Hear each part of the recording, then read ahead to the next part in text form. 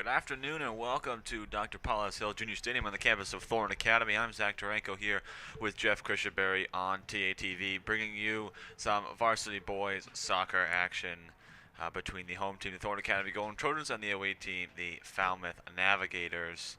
It is a bright afternoon with a little bit of winds here at Hill Stadium. Should be a good game. TA coming in at 4-2. They lost their first two of the season. It wasn't looking too good, but 4 straight wins for the Trojans. On the other side, Falmouth 4-1, had a 4-game win streak and just lost on Tuesday of this week to the Gorham Rams 2-0. So should be a good game between these two teams. TA looking for a game like this where they can prove themselves as one of the top teams in Class A. So we are excited to get it going. We also want to mention we have a student here on camera tonight, this afternoon, helping us out, is Jackson Farwell, which is great to have here because some games this year so far, Jeff, you and I have been doing them as a duo, so it's nice to have some students help us out here on TATV. Yeah, I get those guys playing golf this year, Cole and Troy, so they'll be back this weekend for some of the other games that we'll be doing, which we'll be talking about as well.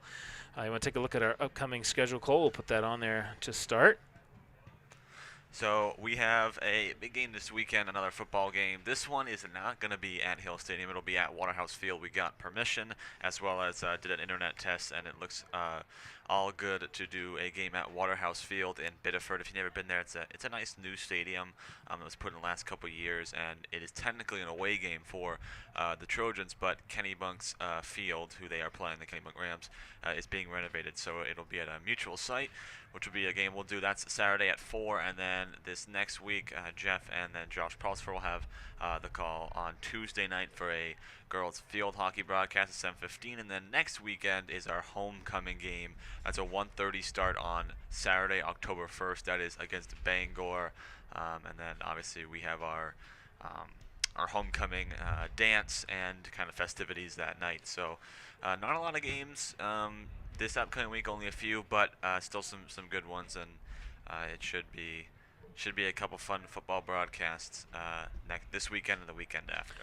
Yeah, we're definitely in the meat of the schedule now, and it's kind of cool to do an away game. We have not done many away football games ever, or away games at all, but just kind of a perfect storm. But Waterhouse was redone a couple years ago by the community and is looking pretty great, so we're happy to be able to utilize that and give you a game against the Kennebunk Rams, which we haven't played very much. Again, the most memorable game that I can remember is back in 2012. During our run to the state championship, we played them here in the playoffs, and they gave us a game. They had, I think, either 1 or 2 kickoff returns for a touchdown, so it was a close one. It's been a few years again since we played them. Hasn't been too many close matchups since that game 10 years ago, but in general, it'd be cool to see a new opponent this year, which we're seeing a bunch of. It'll be Skowhegan later in the year. Won't be live streaming that one because that one's a little far trip for us, but yeah, it should be a good game. And then today, obviously, you have the Falmouth Navigators, who always have a good squad, and this is one of the few matchups so far, Zach, this year that for any sport that we've done that have two teams that have really good records so far. So excited to see that as well. One of these two teams will be, as you mentioned, Falmouth won their first 4 games, lost the last one. So I'm excited to see Thorne Academy. The games we've seen them play, saw Portland and Bonnie Eagle. Bonnie Eagle, yeah. right. I mean, the Bonnie Eagle game Right certainly on. wasn't close. They scored 3 goals right off the bat in each half and kind of coasted from there. And against South Portland, they lost. They scored a couple. They scored 1 really nice goal. South Portland also scored a couple good ones too. So, as we mentioned here on Trojan Talk, our podcast, which you can check out on Spotify, Apple, and also on YouTube, on the TA YouTube page, the boys soccer team, a lot of international flavor. You'll see, especially in the attack, and it takes some time for those guys to get cohesive. And so far, early this year seems like the unusual. So it's gonna be fascinating to see how they go today with needing all those guys pretty much the whole game. So again, we're just about 2 minutes away from the pregame festivities, the national anthem, and we'll get going here. So all teams, having a pretty good season so far, Zach. And again, this year's a little bit different. It's not the COVID years anymore where everyone makes the playoffs. There'll be 2/3 making the playoffs in each sport, and it looks like right now all the teams are in line for a playoff spot. Big win again last night for the girls soccer team at Falmouth. That game I didn't think was going to take place because it was such bad weather yesterday, but it cleared up and they had a big win on the road. Coach Charlin has a team playing unbelievable right now, so pretty exciting to see them, and hopefully win a few more and maybe sneak in and get a home playoff game as well, which would be pretty awesome. and the boys soccer team as well, 4-2. They get a win here today. This is one of those sneaky big matchups in the year. You get this win, you move to 5-2. You give yourself a little bit of wiggle room as you go towards the end of the season. It's one of those games you just want to, you want to make sure that you do what you can, because you might not be able to get it back here at the end. So it looks like we're about to have the announcements here from the athletic administrator, Gary Stevens. The Falmouth Navigators and the home team, the Thornton Academy Golden Trojans. Both Thornton Academy and Falmouth High School are members of the Southwestern Maine Activities Association and abide by the league's sportsmanship policies. We encourage you at all times to support your athlete in a positive and sportsmanlike manner. At this time, we'd like to introduce the starting lineups for both squads. First of all, for the Falmouth Navigators, starting in goal is a senior, number 18, Justin Mayo. Starting on defense is a junior, number 3, Alex Bezenson. Starting on defense is senior, number 4, Jackson Boyd.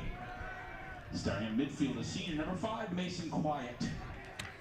Starting at defense is You had talked about it, 10, Jeff, Barrett. earlier, the international flavor here for the boys soccer team. Michael Chrisman. Their two top goal scorers on the team is Joao Pavai with 6 goals this year, and then Vasco Malera with 5. Starting at defense, a junior, And Lorenzo Vitti has 3 as well. So that offensive attack has accounted for almost all of their goals this year. Definitely a big part of this team. And looking at the squad today, they'll be without one of their senior captains and one of their star midfield players, that is Harris Stoddard. He has been out the last couple games, been dealing with some injury. I talked to him, he said that he was just going to give himself some time to make sure that injury kind of works itself out so he's not hurting himself in the future, because there are still a decent amount of games left in the season. They've got a couple big ones coming up, especially against Deering. That'll be a big one for them. So they want to make sure Stoddard can be healthy going into the end of the season as well as the playoffs. A junior, number 9, Dylan Bellamere. One thing that you kind of undersold here at the beginning, Zach, is the wind today. It is downright blustery. Hurricane Fiona is about 1,000 miles to our east, but the wind has arrived this afternoon. It's going to be windy today and tomorrow for the football game, by the way. It could be 30-mile-an-hour winds. This could affect some of the, certainly the football, but it could be a little bit of soccer too. Keep an eye on that, but you can definitely see in the boys' jerseys, it's blowing something mighty right now, and it really popped up around, I want to say early this afternoon. This morning didn't seem too bad, but it is, and it's a little bit chilly as well. It's getting down in the 50s, so see how that goes. See if it affects anything. Now we'll have the national anthem.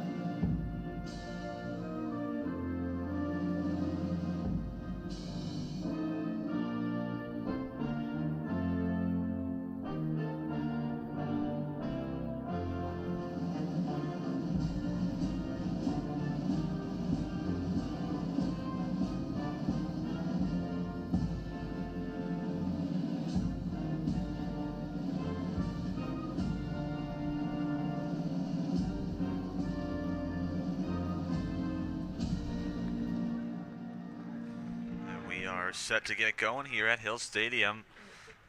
I'm Zach Taranko here with Jeff Christianberry and Jackson Farwell on camera on TATV, bringing you our third boys varsity soccer matchup of this season. TA looking for that crucial win, and Falmouth looking to start that win streak back up after that loss to Gorham.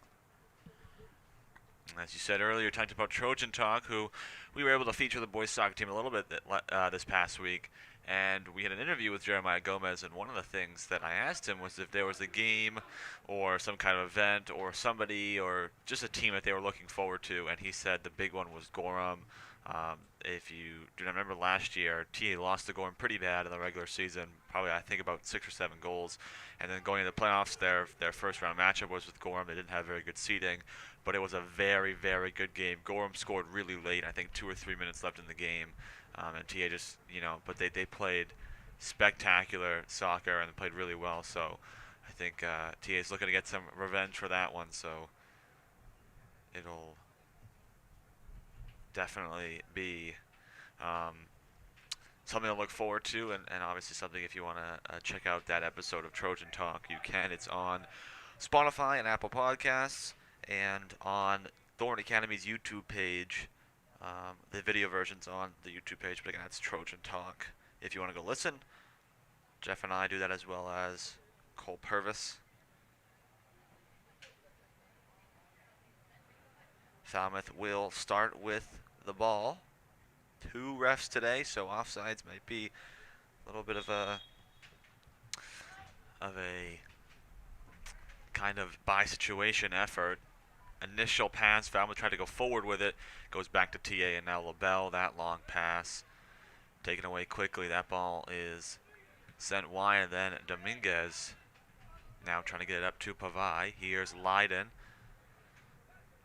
puts it into space for number 26, that is Ben Posman.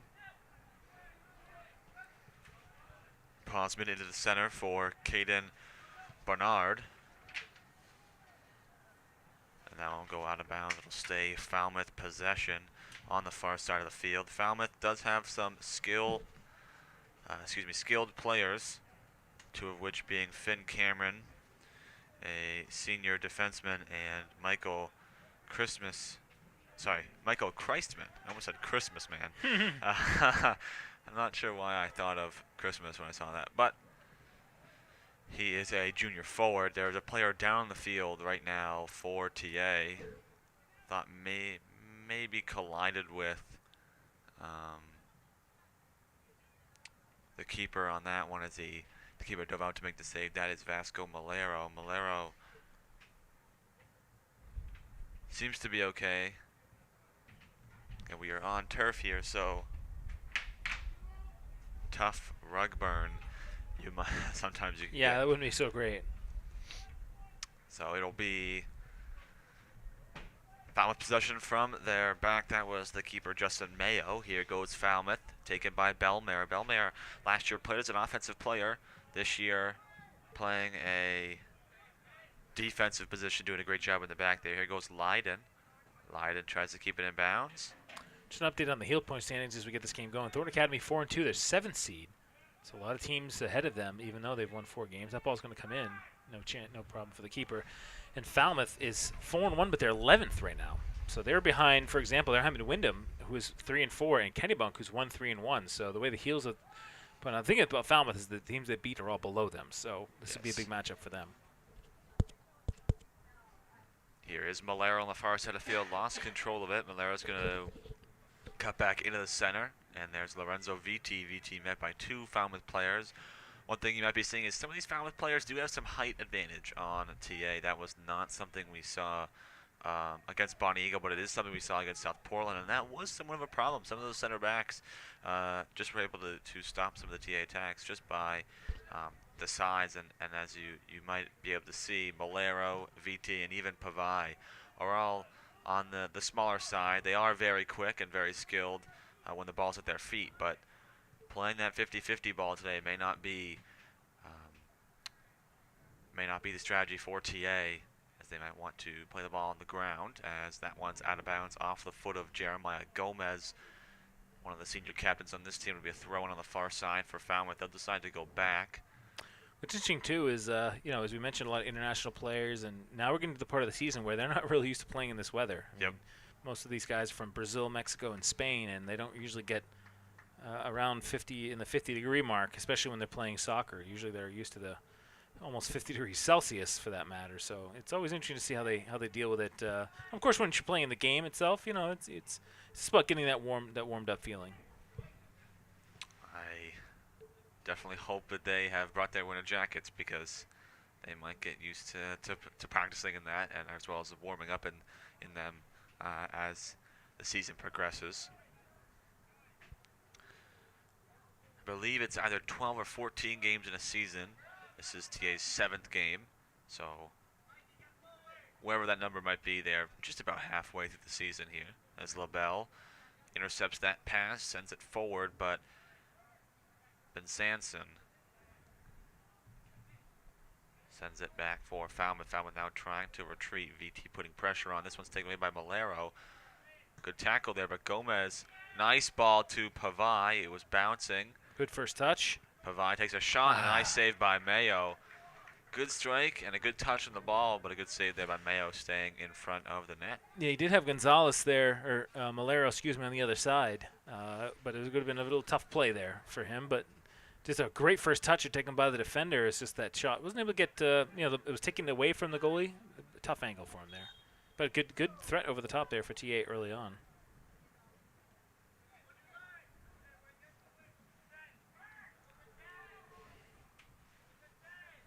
Be a free kick here for Gomez around the 42-yard line.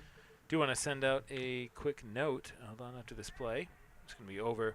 Is a schedule change coming up in a few weeks? So actually, quite a few weeks, about a month from now. The Thornton Academy final game, home game of the season, football against Sanford, has been moved from Saturday to Thursday night, and that's the reason why. I assume it's the official shortage that we've been seeing in other schools, and Thursday night has been the spot, so it'll be another night game for a senior night. So that's coming up at the end of October, so nothing too soon, but just keep that on your minds as you plan your late October festivities as Thornton Academy Sanford. It's Thursday night here at Hill Stadium. It'll be a nice one to make the senior It's night. cold at night, though. It'll be cold, but Yeah. to make the senior night an actual night.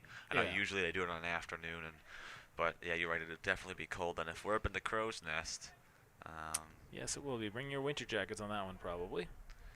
no foul there on Gomez. Maybe they allowed him to. Little advantage. Yep. Yeah, I like that.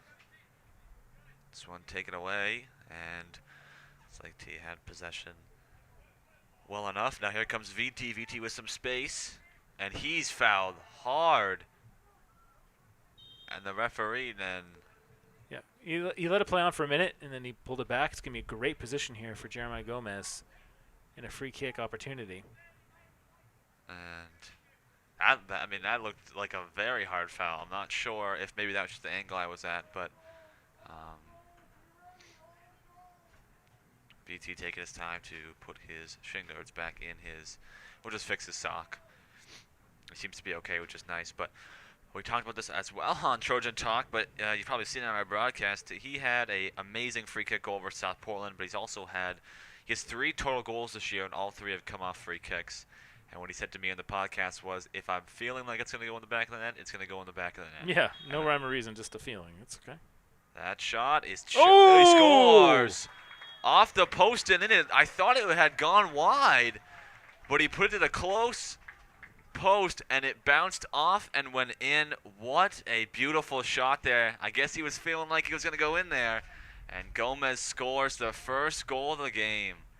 What a shot. Right on the inside of the post. We're going to see if we can bring the replay up for you here. Get some replay today.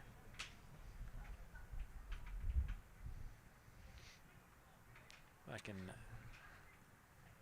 Well, let's take a look here.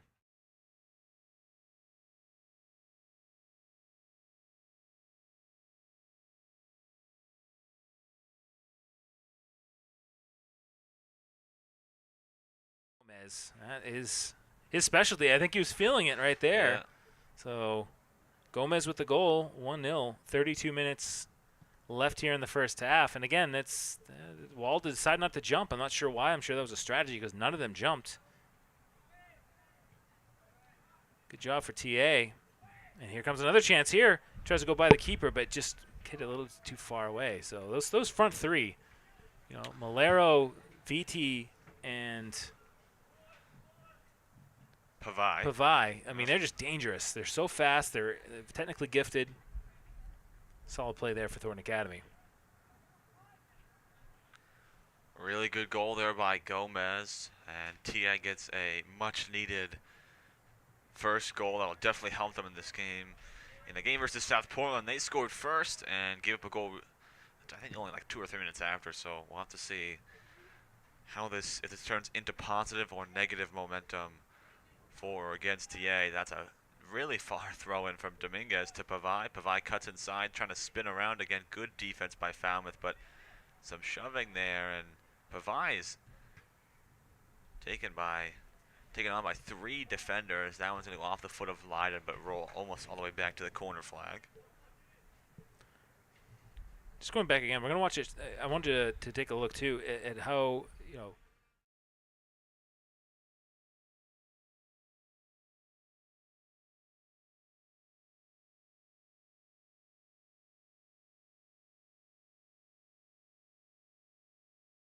you don't know whether to come out for it or whether to try to catch it. I mean, he couldn't catch it because it bounced literally like 3 feet in front. That's just got to be a great strategy, and very tough because you don't know where it's going to bounce exactly, especially off turf. Yeah, it definitely is hard, especially if you've already taken that step to go dive for it. You are expecting where you're placing your body for the dive is where you think the bar will be. So if it takes a late bounce like that, it's tough to be able to react. And but I mean, Mayo was very close to it, but just put it off the post and in. Can't get any better than that. So if any blame, it's just like it's just the, you know, why didn't they jump the wall? You had 4 or 5 guys in the wall that didn't jump. So because that one didn't go very high over. No, it was literally no. If they would have jumped, it would have hit one of them like almost 100%. So comparing that to the South Portland goal where he put that one high in the air and got a lot on it. So again, really good goal for Gomez, and TA now with just under 30 to go. I think these guys play so much better with a goal ahead and a lot of confidence as well. Again, if you're watching, you know, wherever you're watching from, you can let us know in the chat, whether it's on YouTube or Facebook, where you're watching from around the world, around the state, and who you're cheering for. If you're cheering for Falmouth or TA or a certain player, just let us know, and we'll give you a shout out on the air here from Hill Stadium in sunny Saco, Maine. Chilly, but sunny today. That one is out of bounds, throwing for the Trojans. It'll be Dominguez. And Emiliano Dominguez may not get as much credit as some of these offensive players because he plays defense, but he's done a great job looking specifically to that South Portland game. He played against David Mpinga, and Mpinga, did have a hat trick, but those goals came off of on-man rushes and off of some really good through balls, and he did a really good job defending Mpinga one-on-one in that game. So I'll shout out to him because he's also one of the bright spots on this team for TA. Here's Leiden, taken away by Michael Kreisman, and then tried to send that one away was Alex Benzanzin. Some tough names in Falmouth today for you. What'd you say? Some tough last names there for Falmouth today for you. Yeah, this one is just a lot of Z's and Benzanzin. I probably should, the B at the front needs to be. Yeah, as Zach mentioned, you know, we're getting into the meat of the season. We only have one more boys soccer game for you, regular season game. That'll be not until October 12th against Massabesic. We have a couple field hockey games coming up for you against Falmouth next week, and then against on October 5th against Portland. And girls soccer, again, we have back-to-back games, 14th and 18th here at Hill Stadium of October, and then football as well. We also have a volleyball game coming up, and I believe it's going to be next Friday, 6:30 here in our gym. So it'll be a busy weekend. We'll have that one, and then we'll have the football game on Saturday for homecoming. Gets to mention, too, there's the community bonfire happening again this year on Friday night, September 30th. I think it starts at 6 or 6:30 right here behind the gym. It's always a great time. It's kind of a s'more bar, kind of, like an area where they can give you s'more stuff and you can cook up your favorite s'more. I personally, I haven't had a s'more in a while. But I've never tried is a Reese's s'more, like a Reese's peanut butter cup s'more. I've heard it's really good, but I don't know. I mean, Hershey bar is pretty lit. Yeah, Did you just say lit? I don't think I I've did heard. say lit. I don't think I've heard that in about 2 or 3 years. But anyways, From me or at all? from people. Lit's out? Lit is out. Lit out? I mean, I mean, there's some other words I could say. I don't, I'll I give you don't a know. pass because you're in a different generation. Like A few different generations. Yeah, from me, you're a yes. different generation than some of us youngings here. But yeah, lit is not something people Okay. say very much anymore. Interesting. There's a few words I do know that I really don't want to say in the air because they're a little inappropriate. That you would, not you, but you in your generation would say. So no cap. Yeah, That's an one, okay one. Yeah, that one's okay. I don't know if some of those. I'm not saying I would say them all the time, but you throw it in there right there just to get the Yeah. young audience excited to watch little boys soccer afternoon. This is the best pressure we've seen from Falmouth, by the way, in the whole game, really. But really, no shots to speak of. Definitely. Chessie tried to find Malero, and this is Elijah St. Louis trying to clear that ball away. In the back. Here comes Falmouth. Good ball. Oh, he's got a through ball here. Nice Oh, one. a little They're too hard. They're going to say offside. That so was their chance. They had a great angle there, but just a little too far. Mason Quiet was offside for the Navigators. It'll be a free kick for Dominguez. So they're actually going to let LaBelle take it. LaBelle, a senior midfielder and defenseman for the Trojans.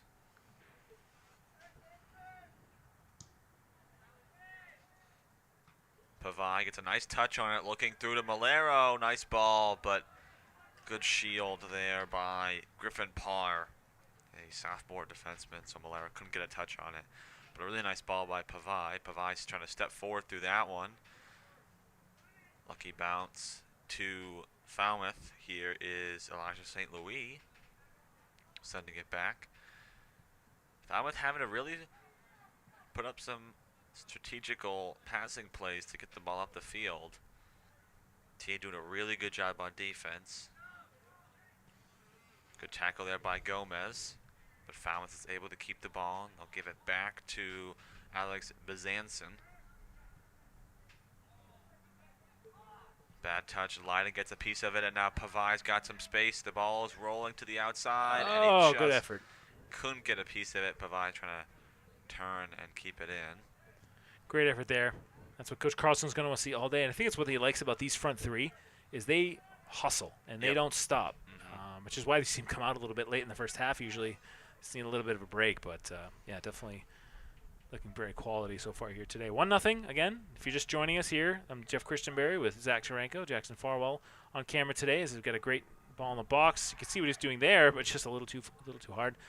It was a Jeremiah Gomez free kick with just 8 minutes into this game, right from the center of the box, about 25 yards out. Just as you see in the pros, is right over the wall and in the bottom corner off the post. A beautiful free kick. We'll show it again at halftime. Malero takes a long shot right to the chest of Justin Mayo.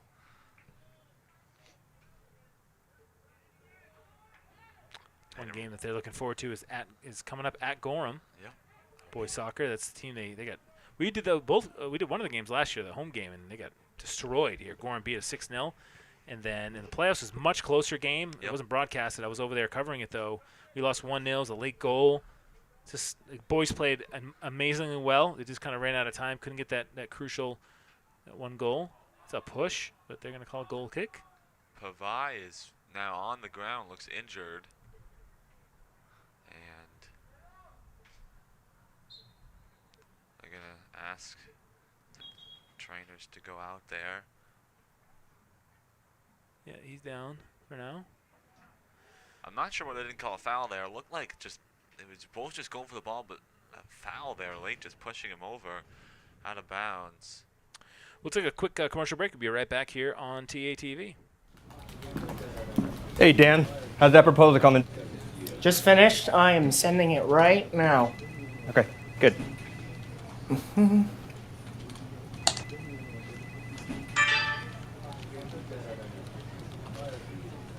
Oh, no. How are we looking for noon? We got like 2 minutes. Dan.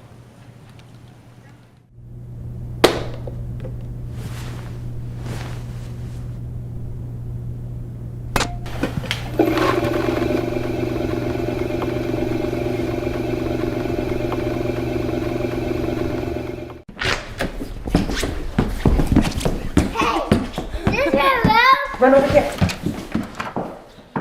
Is this my room? Wow, Dad! Is this your room? All right, back. Still getting attended to down on the right-hand side. So, Zach, let's talk about the unfortunate game today between the U.S. men's national team and Japan. World Cup tune-up. I don't know if you saw any of it. It was during school, so you probably didn't. I saw a little bit of it this morning. USA losing 2-0. Kristen Pulisic getting hurt in the warm-up and did not play in that game. But other than that, they're a pretty full-strength squad. I just want to get your overall thoughts on what we're looking at this year for the U.S. national team. I mean, this World Cup is in less than 8 weeks. So what is your inkling here as we're getting closer? You only have a few more warm-up games before it happens. Well, I personally I'm a very big Premier League fan, but as much as I love England and I would love to, I usually vote, or not vote, but root for England in the World Cup. I'm going all U.S. this year. I'm definitely going to try to watch some games and, make a big set of food. But I'm excited for it. I think they are ready, and I think that they are in the perfect bracket, and because they are in one of those brackets where there's one really good team, they just got very lucky. It's one really good team and 3 teams fighting for that second spot. Wales and Iran and the U.S. are all, decent teams. They have some talent, but they haven't been out of this world. The U.S. could definitely make it into the round of 16 and get into what you might call the playoffs, which I think would be a success. I think if they were to get there, even if they don't win, would be a success because they haven't been in there for so long. But I thought I saw that Pulisic wasn't even going to get time in that game. So I know he got hurt, so that was unfortunate. But these international friendlies are always tough. I mean, there's the Nations League. Is it called the Nations League? That's happening right now. I don't know who it was. I think it was maybe Spain or Belgium got blown out like 4 or 5 to nothing, against another decent team. So you win some, you lose some, but it only really matters when those games happen. So we'll definitely have to wait and see. I hope the U.S. has a nice, healthy roster going into the World Cup, but definitely a lot of time left.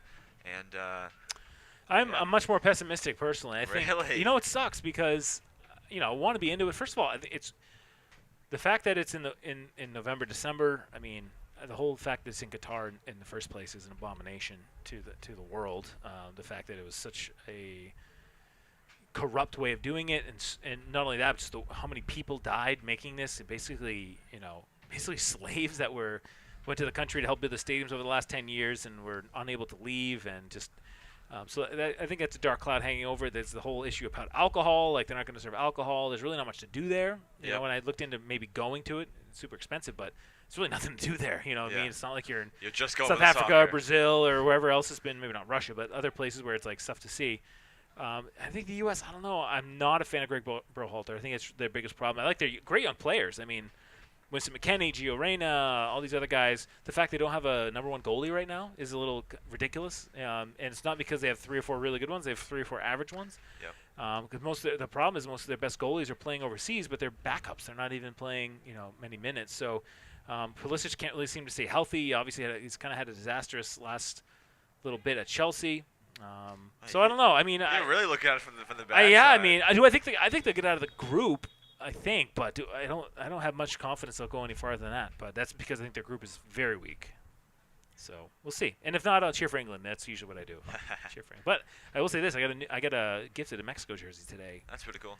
Unbelievable, and that's one thing too. I think the U.S. jerseys are. Ugh. I don't think Nike did a great job. I can agree with that one. The home ones are okay. Like the patch in the middle, I'm fine with. The little stripes on the shoulders, like, doesn't really make much sense to me. And the blue ones, I think, are just hideous. So I wish it would go with red. Like, I think red should be the backup color. Yes. It goes back to Jurgen Klinsmann, the former coach, didn't like wearing red at all. Really? So when he came in, he said, "We're not wearing red anymore. We're wearing blue." So it's kind of interesting. It's just a personal preference of his. Do you know what's funny was that the other day I was playing, this is totally unrelated to regular soccer, but I was playing FIFA the other day, and We have clock issues, by the way, which is why play has stopped here. The clock never started again after Boai got hurt, so trying to readjust that, and the clock's kind of going in and out here. So just so you know, what's the hold up? But while I was playing, I was just gonna I put all the countries into one of those tournaments to just like do the World Cup, just to just see what would happen and just have a little fun. But I went to go put I had a good this is the whole story is that I had a good laugh was I went to go put Italy in, and I remember that Italy didn't even qualify this year, even though they have a very good roster. I did not. I had myself a very good laugh last night, knowing that Italy struggled. It really again. makes the least sense because obviously they missed the World Cup 4 years ago too, but they won the Euros. They won the Euros 2 years ago and they missed the World Cup. So, unfortunately, I'm a little, I don't know if you know the terms bullish and bearish. Bullish meaning, excited, and bearish meaning not so much. And bearish on the World Cup in general, especially after this because they're expanding it. So it's going to be it's going to be a lot less, noteworthy to make the finals because so many teams are making it. I think they're going to like 46 teams or something like that. So teams like U.S. and Mexico are always going to make the World Cup, and like part of the process is the qualifying and the fact that the U.S. hosts in 4 years. We don't qualify. So these are like the last meaningful games for the U.S. in like 4 years. So I don't think that's always a great thing. You see most of these host countries, they don't always do so well because they have nothing to play for 4 years. So anyway, interesting on that. I get Berhalter. I don't think I'm not a huge fan of his. So we'll see. We'll see how they do. But losing 2-0 to Japan today, I think they're overseas and they're playing in Saudi Arabia as well. Yep. I'd like to see some. They don't really have 100% of know who the striker is or the goalie, and that's not usually good. Yeah, definitely. But we'll see. I've been missing soccer recently because I started to this year specifically tried to start watching Man United soccer a lot more, but because of the Queen passing away a few weeks ago, they've done so much, and also because of like the a UEFA Champions League and just so many things going on right now, they've had to postpone. I think it's like 3 weeks they postponed. Yeah, which is going to be nuts because the schedule this year is already really messed up because of the World Cup. Because they had to squeeze in because they're putting the World Cup in the winters. They're taking 6-7 weeks off, I think. So I know Liverpool again. So some games, there's a whole week of games postponed in the Premier League, and then some games are postponed the next week. The ones that were playing in London, and Liverpool was playing I think at Chelsea. So that game gets postponed. So it's going to be like 3 game every 3 or 4 days for the next like month, which would be fun to watch, but it's going to be really tiring for the players. So again, people are wondering like, how is this World Cup going to be anyway? Because so many of these players are going to be middle of a grind season. So lots of question marks there. But I think it's fun to see the U.S. play. Good, I'm glad they qualified, and certainly in 4 years, I'll be traveling somewhere around the country to see them. Yeah, that'll be cool. So, and I know there's going to be some games at Gillette. Obviously if the U.S. is there, I'll be spending as much as I need to get there, but we'll see what happens. Maybe watch a game in Mexico too. I know people in all the Mexican cities. So back to the action at hand. Ooh. Nice shot there by Malero, tipped out by Mayo. So after the break for the injury and for the clock issue, we are down to 7 minutes and just about to hit the 17 minutes and 40 seconds now. TA still has that 1-0 lead off of the free kick goal by Jeremiah Gomez. TA really hasn't been pressured too much by Falmouth. I think Falmouth really isn't trying to put too much pressure on right now and overwork themselves and make any mistakes as we have a corner here. And that's Malero putting it in the box. It bounces a little bit and then it'll go backwards. It hits a TA player. VT trying to get a piece of it. Dominguez can't play it down, and now he will win the ball back, and he's got to turn. Give it quickly to Leiden. Leiden now, good touch. Malero, I don't know if they said he was onside or offside, but Mayo came out and grabbed it for the Navigators. So to be able to slow things down, gives it out quickly to Ben Posman. Posman into the center for Jackson Boyd, a senior defenseman. Trying to move the ball forward now. That one's going to roll past Dominguez and out of bounds. It'll be a throw-in for the Trojans. 16:35 to go. And TA again, still holding on to that 1-goal lead. It's been really back and forth in the midfield. We'll have to see where this game progresses, but just something I talked about in the pregame. There's a foul called on number 13. That is Ryland Fauché for the Trojans. Is that Thornton Academy really hasn't had a win in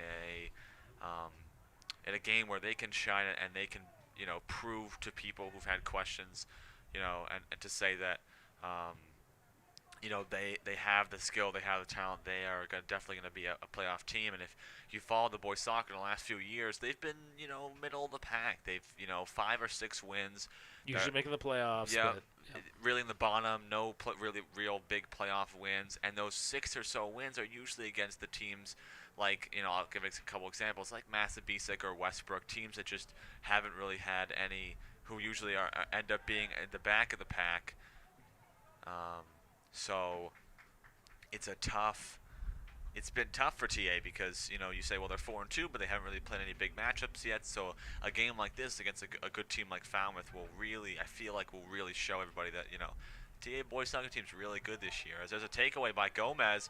Gomez with speed now going one-on-one, and a save, put it right at the keeper. Wow, he did 90% of the hard work there, and just literally put it right at the keeper. Anywhere else, and that was a really good goal there from Gomez. Great speed. I think he was just trying to go to the far post and put it on the ground, but a good job by Mayo to come out and stay in front of that shot. And he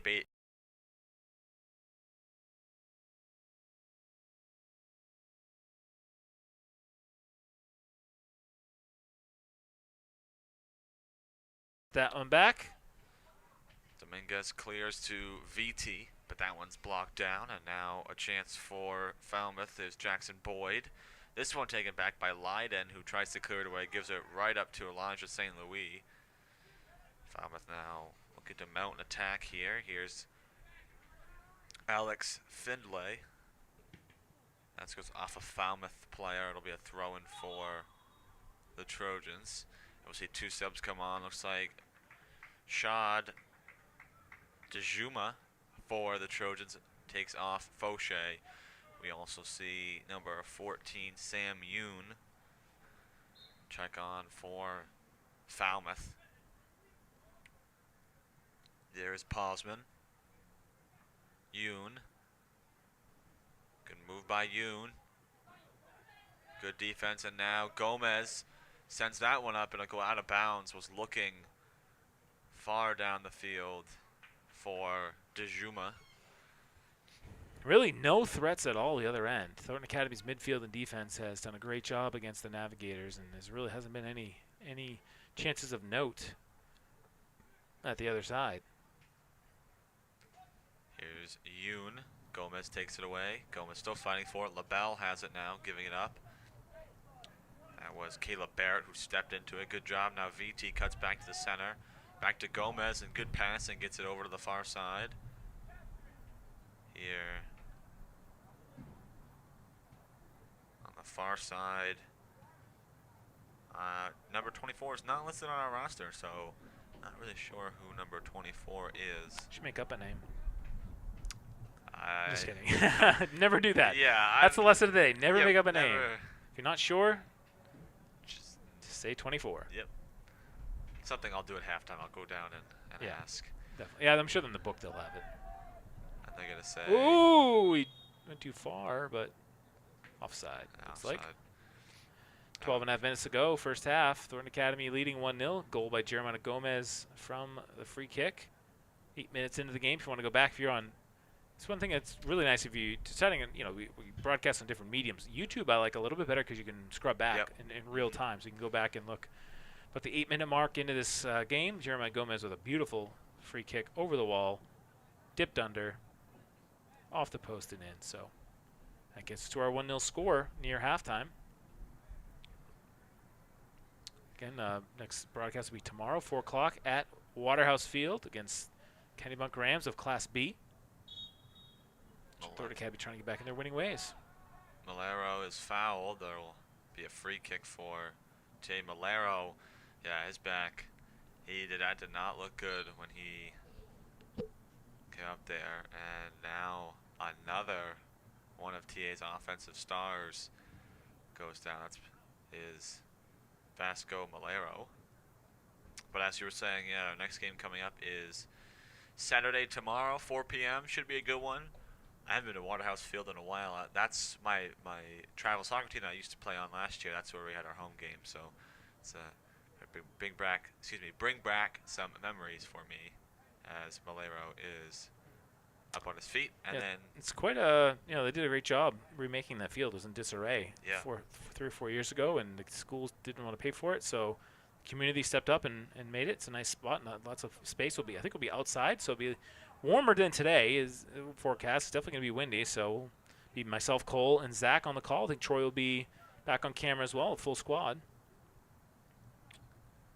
then our next broadcast after that.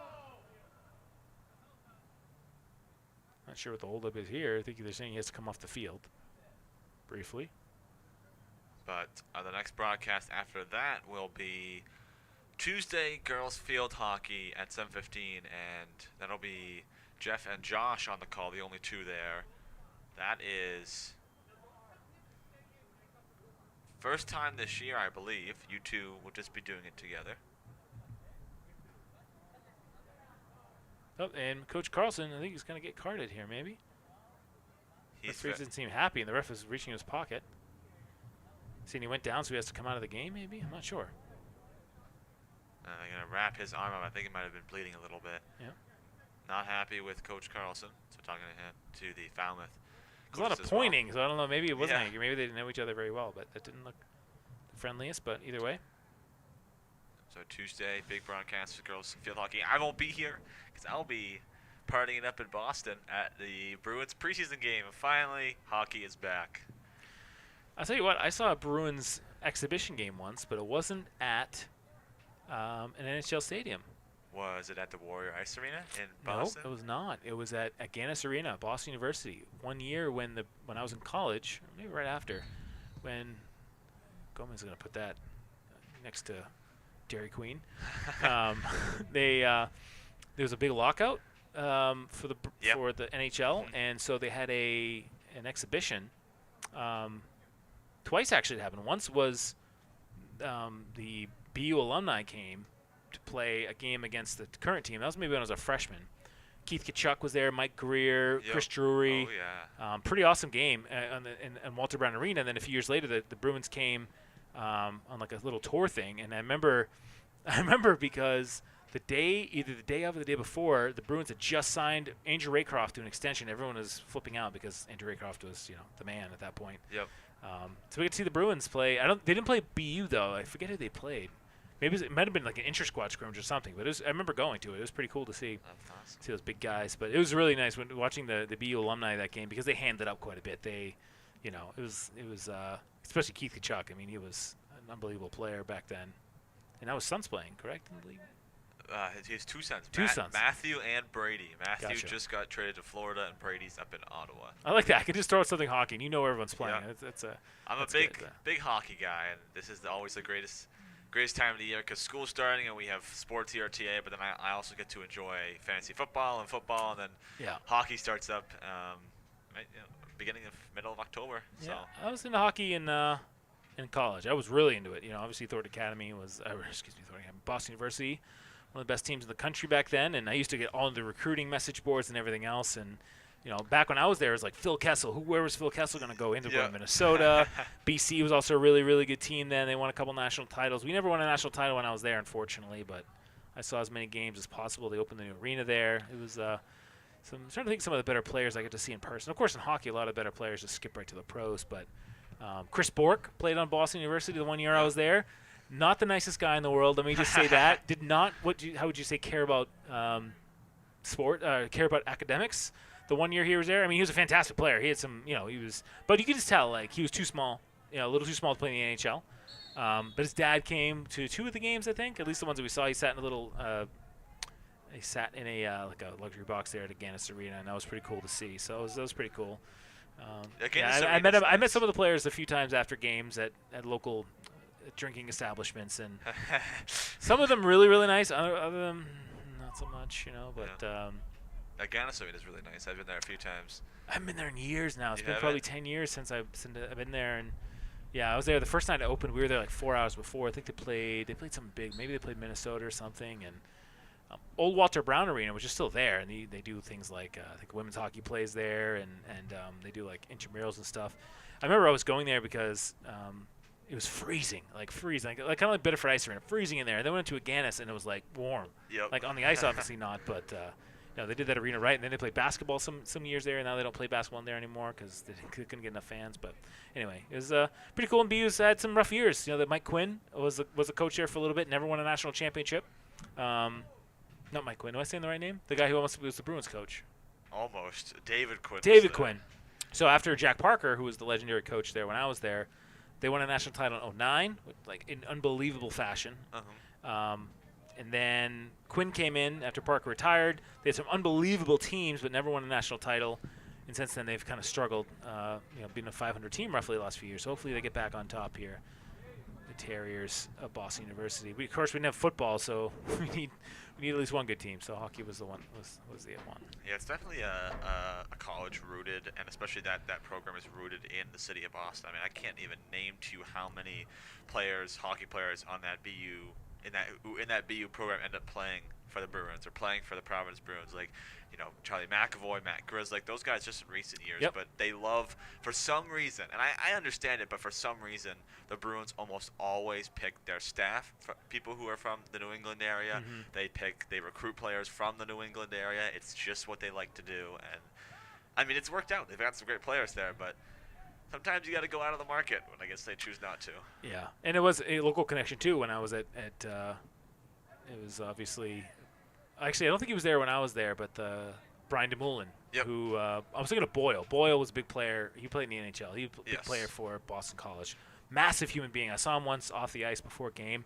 Huge. I think he was like 6'6", huge defenseman.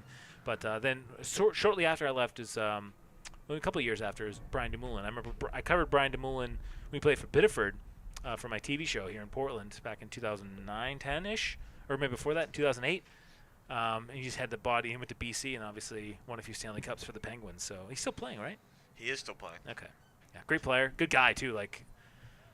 He brought the cup back to Biddeford Ice Arena, didn't he? He did, yep. I didn't get to see him in person, but of course he's a BC guy, so I hate BC, but, is what it is. Back to the game at hand. It's been really back and forth since Malero went down. 6:05 to go in the first half. Looks like I haven't seen Pavai. I might be on the sideline with a hood on because it is a little windy, but yeah, you can't tell. Most of those guys have got their hoodies on today. But Malero is, I believe, still on the field. So Pavai was able to get up on his own feet after being down. And Tia still leads 1-0 right now, and the keeper Bodwin.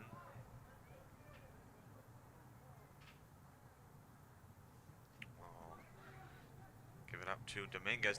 That one's lost to Yoon. And they're going to say foul on Yoon. I think we have a few people watching from Brazil in our YouTube chat because they're speaking Portuguese. Had to be cheering for some of these Brazilian guys, so that's great. Welcome to the stream. Cross goes into the box, and Mayo grabs it easily for Falmouth, and Mayo's going to slow down and take his time. Falmouth, I think, has moved the ball in between their players pretty well today, and maybe even better than TA, but TA's just gotten the better chances. They've been sending balls through and over the top, and Gomez obviously with that free kick. So the scoring chances go to TA in their favor, but the overall game, I think, is really in Falmouth's hand, as there's a foul there by St. Louis as he shoved Amir Palma over one of the sophomores on this team, and Gomez will get a free kick from the 30-yard line, but that's even more. This is a little outside his range. That's 40 yards away, obviously. That would be... I would say, is it probably maybe more than that? Oh, from this distance, yeah. I mean, straight on, I'm saying at least 40. Puts a nice cross into the box, headed away by Falmouth. Hit a hand. I think I might have hit a hand there from Falmouth in the box. No call.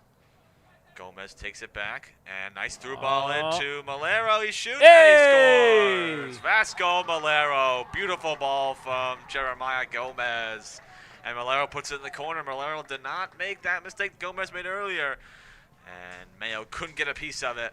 Malero gets his 6th of the season. That is now tied for first on the team. Beautiful pass from Gomez, and TA leads 2-0 with 4 to go in the first half. Great play. We're going to watch it here on the replay. If I can cue it up for us.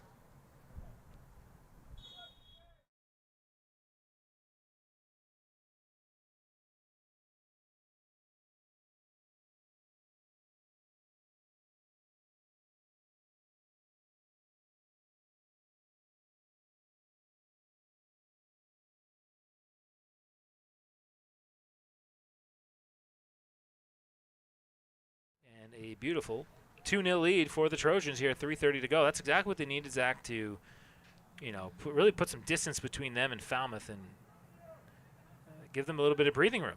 And that's that front. Gomez is key to this front three because these front three like to run through balls, and if Gomez can give them some service, then that's a dangerous combination for anybody to defend. Definitely, and really good lead now for the Trojans. I mean, can't obviously count Falmouth out this early, but looking at all of the teams, I mean, you talked about this early, but the records, I mean, I'm just thinking about it right now in my head. Like, if TA wins this game, they move to 5-2. The girls soccer team's 5-1-1. The field hockey team, I think, is 4-2, maybe 5-2 as well. So it's first, really good start we've had in a while here for the fall sports teams in the last few years. And the talent of this boys soccer team is, especially in the front three, as you said, is spectacular. That was Pavai who scored? That was Vasco Malero. Malero, okay. Malero.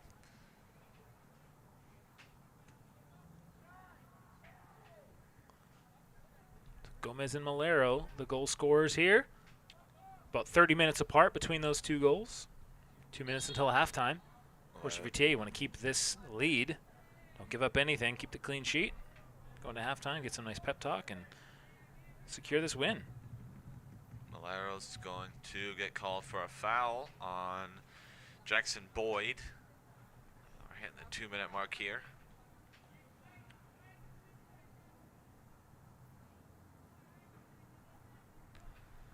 As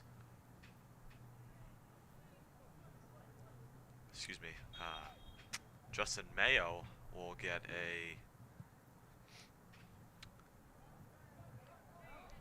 kick there and almost lost it. Palma takes it away. Good takeaway by Palma. VT trying to move it forward. Fast able to clear it back to about the 30-yard line. Gomez fighting for it with Jackson Boyd. And a foul called there on Gomez.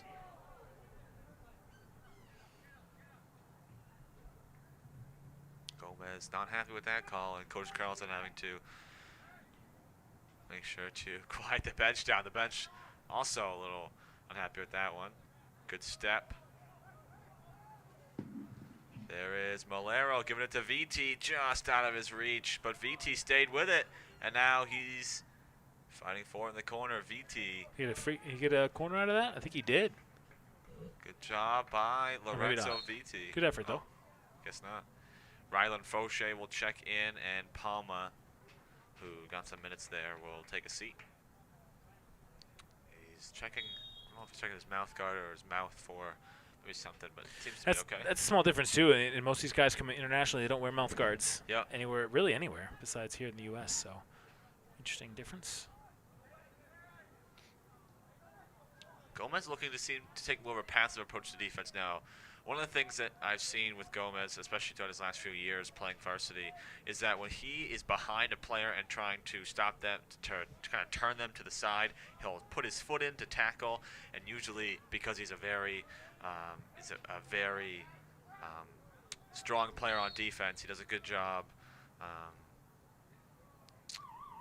So he usually sometimes gets called for fouls, but doing a really good job on defense today, and the whole team is as well. As that is the end of the first half. TA leads 2-0 off goals from Gomez and Malero. We'll take a break here on TATV. Be back for some quick halftime thoughts and the rest of this boys varsity soccer game. Hey, Dan. How's that proposal coming? Just finished. I am sending it right now. Okay, good.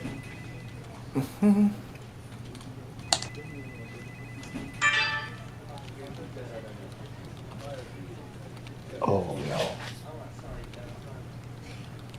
How are we looking for noon? We got like 2 minutes. Dan.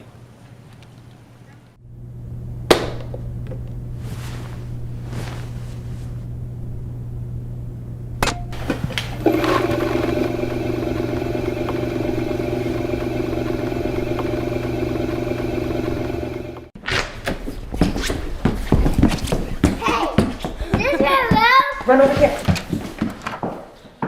Is this my room? Wow, Dad! Is this your room?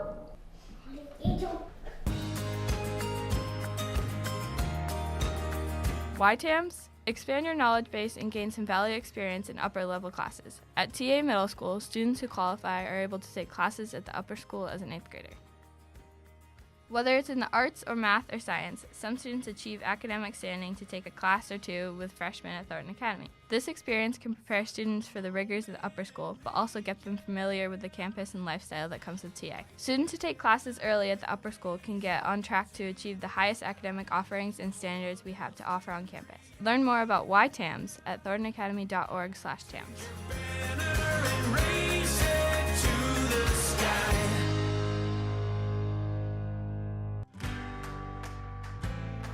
YTAMs, respect, responsibility, compassion, investment.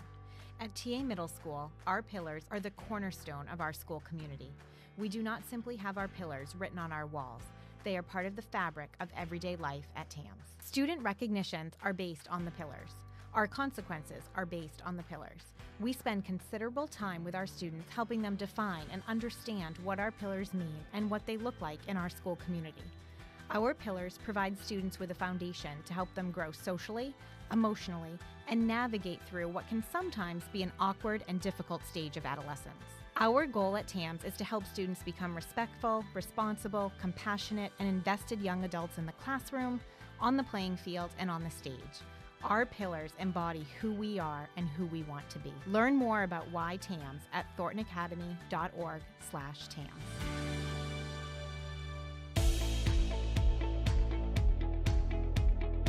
Why TAMS? Partly as a reaction to the time lost and disruptions during the pandemic, the staff at TA Middle School is committed to getting our students back on track in the core subjects. This is why the school has decided to ensure all 6th grade students take at least one math and one English language arts class every single day. Emphasizing these two bedrock curriculums puts our students on a path back to success as we come out of the pandemic. Together, we can prepare our 6th graders for the rigor of their later years of middle school and on to Thornton Academy Upper School. Learn more about why TAMS at thorntonacademy.org/TAMS.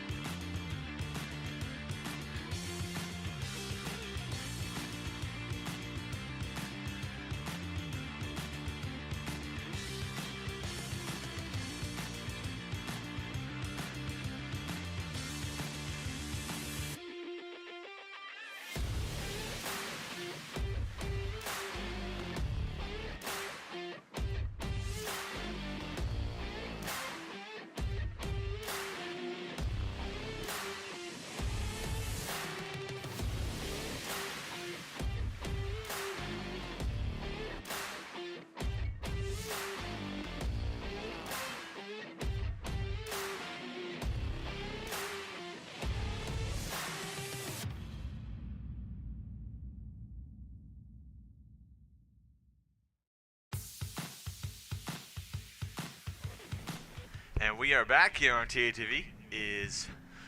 As the game is just about to get going again at halftime. Excuse me, I'm out of breath. Just ran the bleachers. Yeah, it is freezing, Zach. I mean, I saw Tony Giordano, our athletic trainer, at halftime. He added a layer.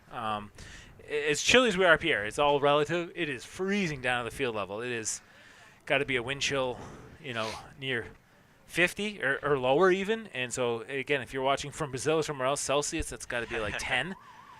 Even though it's sunny out, it's just one of those days. Now, again, tomorrow looks much nicer for football. Definitely windy still, but it's that time of year, that wind gets you. Haven't put my heat on yet at home, which is nice. Try to keep that as long as possible. So, again, just we'll take a look back at our two big highlights from the first half.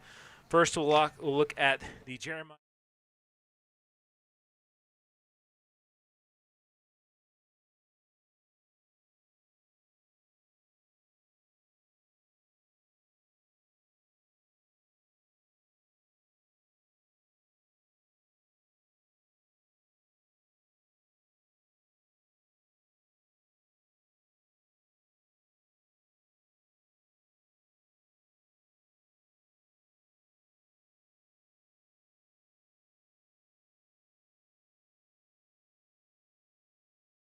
3rd, about 28 minutes apart.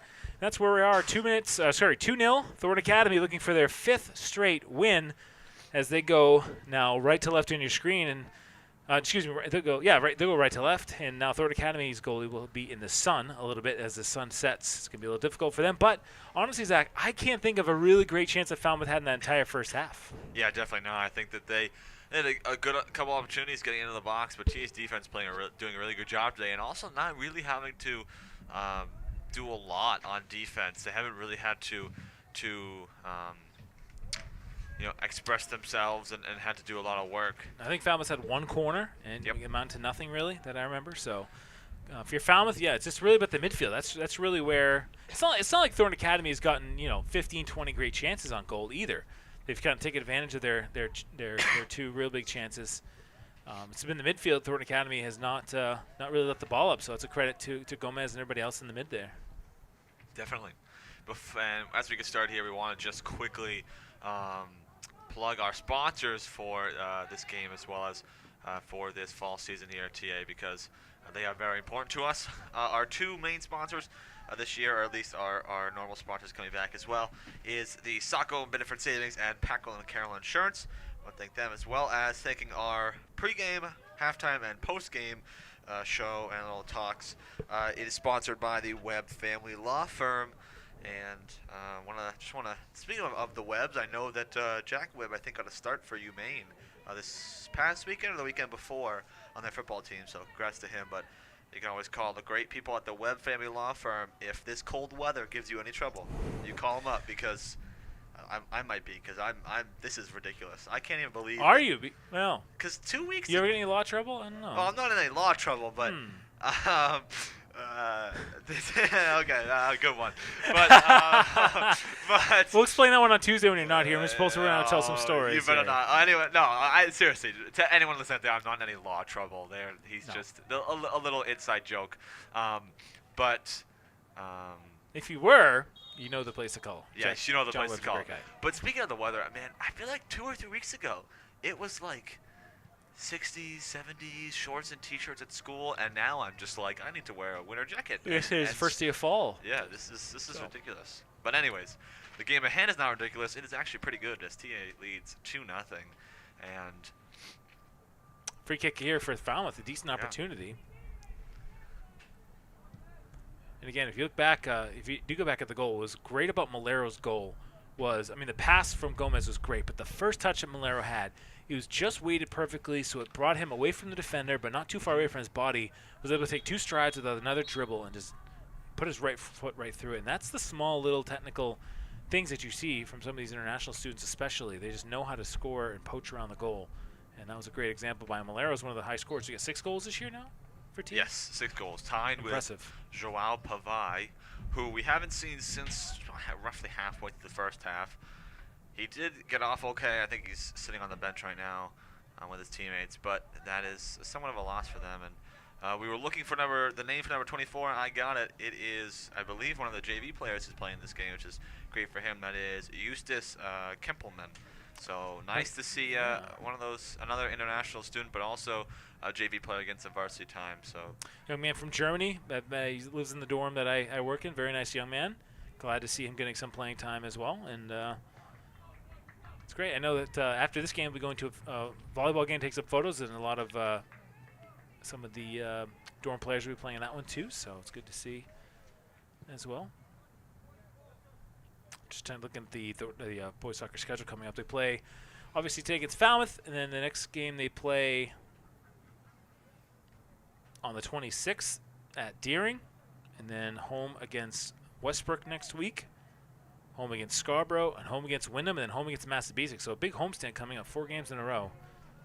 Big game at Gorham, October 14th. Mark that on your calendar, October 14th, if you're able to make it up to Gorham. Should be a good one.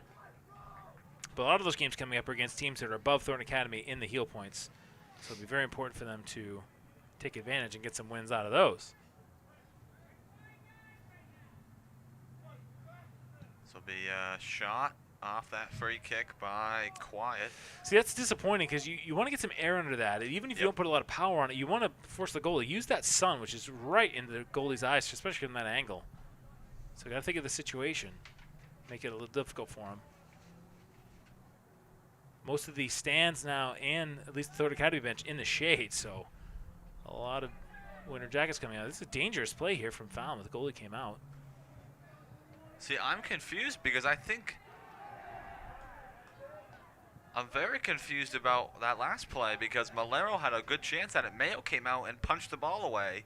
Is he thinking outside the box? Outside of the box. It seemed like it was. Now that I look at it again, we'll see. We'll pull out the replay, see if I can find anything. I honestly didn't even think of that till you said it, but it's just tough because. And then there was a tackle by Gomez. I think he used his head. Let's take a look here. I'll take a quick replay here while they do this.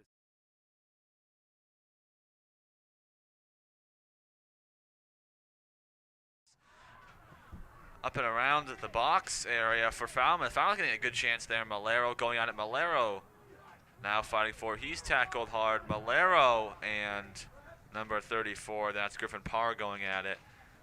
He's got speed there. Ooh, almost got there. Malero definitely putting some passion into his last couple plays. It's been a pretty aggressive game between the two teams. Gomez going to get a foul call, and now we're going to have... We're going to have a card here. Stop the clock. We get a little testy. Falmouth captain is being smart, telling these guys to calm down. That was Ben Posman, who was not happy with that. They give. I don't think they gave him a card. No, I thought I saw the stop the clock symbol, but it may have just. Yeah, he is. He is stopping the clock. Yeah. No, he's not. Clock hasn't stopped. If you called for it. Quiet and the Falmouth coach, Quiet, one of the captains, is not They've happy. now stopped the clock. Yeah. Yeah. So I think they're going to talk to the Falmouth coach. It didn't seem like a very hard foul, but it definitely was a foul. And looks like they're going to figure out what's... Every time that kid... Every time...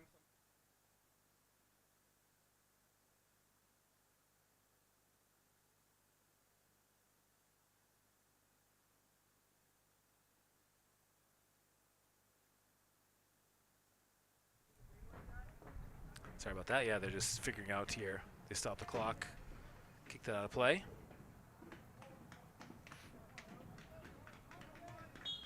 So another free kick opportunity here for Falmouth. It looks like no card because Gomez did not have to come off into the box. Falmouth are going to get a shot off. Good block by LaBelle, and it'll be out of bounds. It'll be a... Looks like a corner kick. I think what Falmouth is complaining about is Thornton Academy is kicking the ball away quite a bit. I did see that late in the first half. You're not really supposed to do that. And, the pros, you can get away with it because they have stoppage time at the end of the match. But there's definitely some. Now the Falmouth coach I see is kind of yelling at the Thornton Academy timekeepers. But it's not really up to them to stop the clock. It's up to the officials to do that. So interesting. Here goes Malero, and now Gomez with some speed. Malero trying to... I think Vitti was offside a little bit there. Or no, at the far side, wasn't Vitti? There's a line that's going to go out of bounds. It'll be a throw in for TA. I think what's happening is the Falmouth coaches and Coach Carlson, as well as the timekeepers are now talking because the Falmouth coaches are frustrated that it seems like on some free kick opportunities for Falmouth, TA is kind of kicking the ball away maybe. I'm not really sure. But still arguing down there. For Carlson and the Kennebunk coach. We'll keep an eye on the game here, but this is even more interesting here. And looks like they're still talking over here, but DA has possession right now. Here's Kempelman. Kempelman gives it to DeRisi. DeRisi tried a shot. It got blocked. Malero was the player who DeRisi took off. Now Fauché pressing for it. Fauché fighting for it. This one's taken away by Falmouth. Here goes Falmouth. Good tackle by Gomez. It'll bounce, and DeRisi's able to keep it in. DeRisi trying to go one-on-one for it. It's blocked off a Falmouth player. It'll stay in their box. Kempelman trying to step to it. Good tap there, and now letting Posman try to go one-on-one with Belmare. Posman cuts back. Gomez hit it back to Dominguez, who now gives it back, and Posman takes it away. VT putting pressure on. Yoon and VT. Here's Posman. Falmouth trying to move the ball forward. Leiden putting some pressure on. Here's Yoon on the far side for Falmouth. Now Posman trying to get around Gomez. Gomez staying in front of him. And Gomez knows he's in that dangerous area now, so he has to be very careful playing defense, because he cannot give up any unwanted fouls.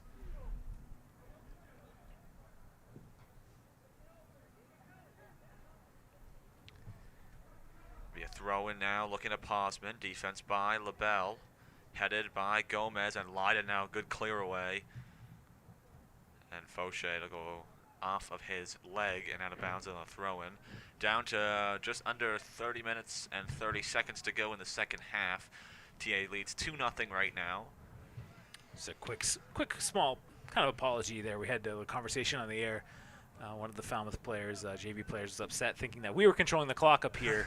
That's why you may have heard some say you have to stop the clock. That was just a young man of the JV team thinking that we were controlling the clock, which we're not up here. So we had to go mute for a few seconds to make sure, nothing happens. It's not the craziest thing that's happened. I mean, there have been a few times where I've been on the air in basketball games and people have literally come up and started talking to me, having conversations, because we've been doing like a remote shot maybe. Like I've been down on the floor, and famously Stan Ruff came up once and started having, this is like 5 or 6 years ago, like I was right in the middle of my intro, right on the floor near the foul line. He came up to me and started talking, hey, I think I saw you earlier today. And I'd be like, Stan, we're on the air.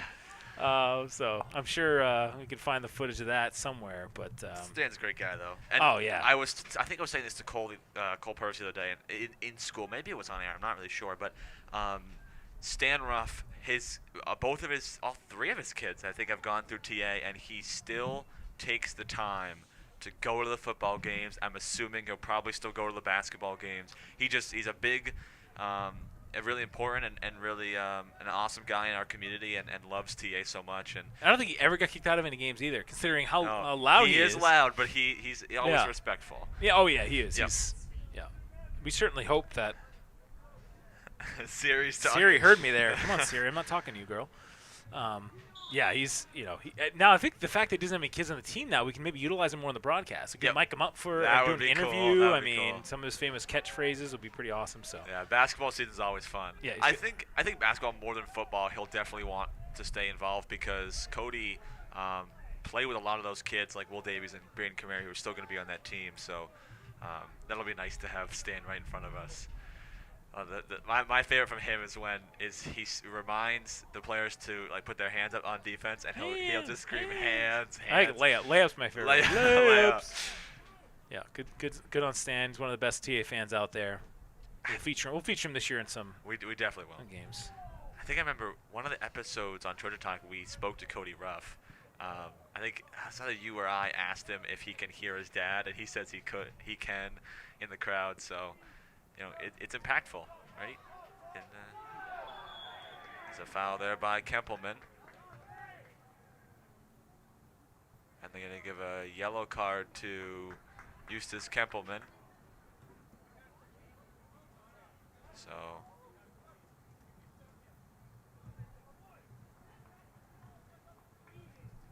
sub will go on, looks like Fauché, as Kempelman got a yellow card there. Under 30 minutes, so still some plenty of time here. The clock stopped again. Yeah, there's the yellow card. That'll tell him to calm down. Looks like actually Will Bedard will check on for Kempelman, so Kempelman will take a seat. Pretty interesting. Like I feel like it wasn't that chippy a first half at all. The second half, it's got a little more that way. Well, you can see some of the Falmouth players and JV players are a little frustrated with the way it's going. I think Falmouth has had some better chances in the second half, though, so we'll see where those go. As Posman will get a free kick. He'll give it off to Quiet. Quiet's long shot, and it's... Wow, that went off the inside of the post and came back and somehow stayed out, went into the arms. Wow. That is incredibly fortunate for Thornton Academy. Yeah, Bowden did not see it for the Trojans, and it just hit the post and bounced right back into his hands. That was crazy. Let's take a look at this replay here.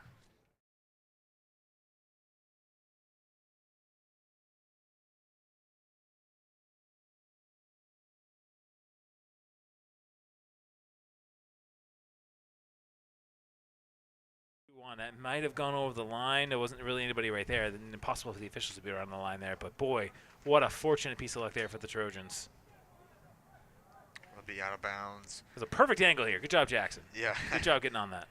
But tough break there for Falmouth. With 30 minutes left, that's definitely the momentum changer that they needed. 100%. But we're down to 26:50 here at Hill Stadium. TA still leads 2-0. And it's gotten a little more aggressive and a little bit bigger of a game here. Falmouth is trying to get back in this one. Again, they still need 2 goals, so they need that first one. We'll see where. Let's look at it again. Super.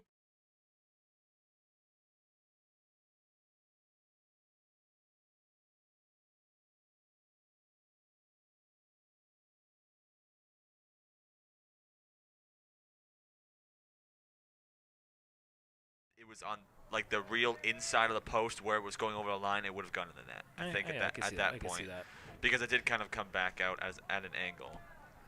Either way, still 2-0. That ball will bounce out of bounds, throwing for Belmare. Looks like Malero's back on the field. VT is as well, and here's Bedard playing in spot for Kempelman, who. I'm still not sure. I got to find out this rule about yellow cards. Like, how long do you have to sit out for? That's true.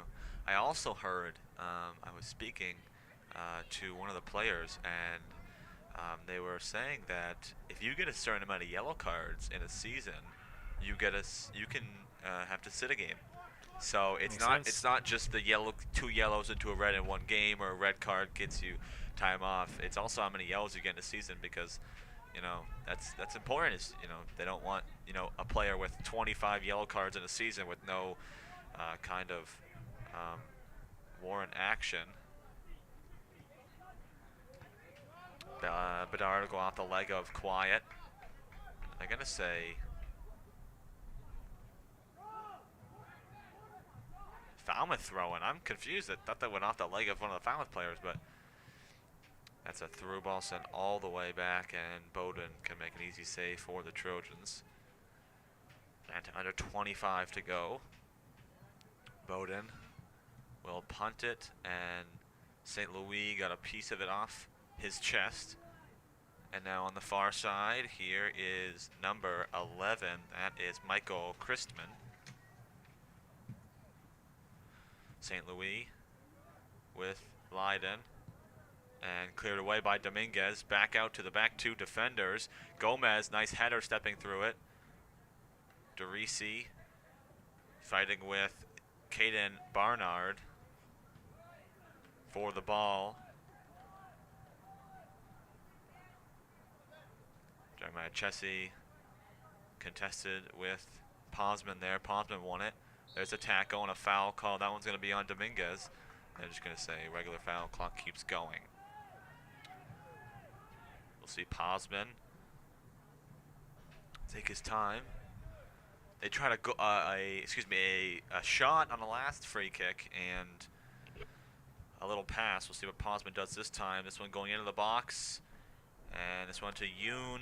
Yoon looking to get a piece of it. Oh, pinball action. And LaBelle clears it right to St. Louis. St. Louis, his shot got blocked. It's bouncing around a lot of players' feet. It comes back out.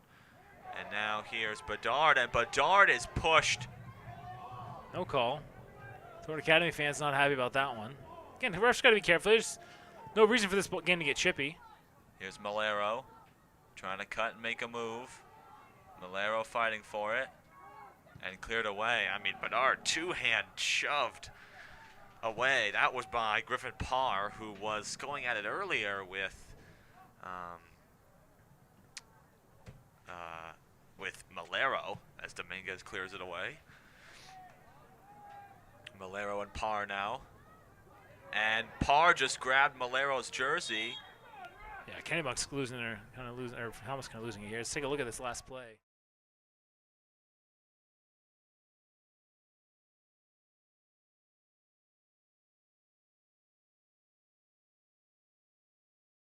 So Gomez gets a, I don't know, let's say 18, 19, I'm trying to do some quick math here, 35, 40-yard free kick attempt for Gomez. He definitely has the range.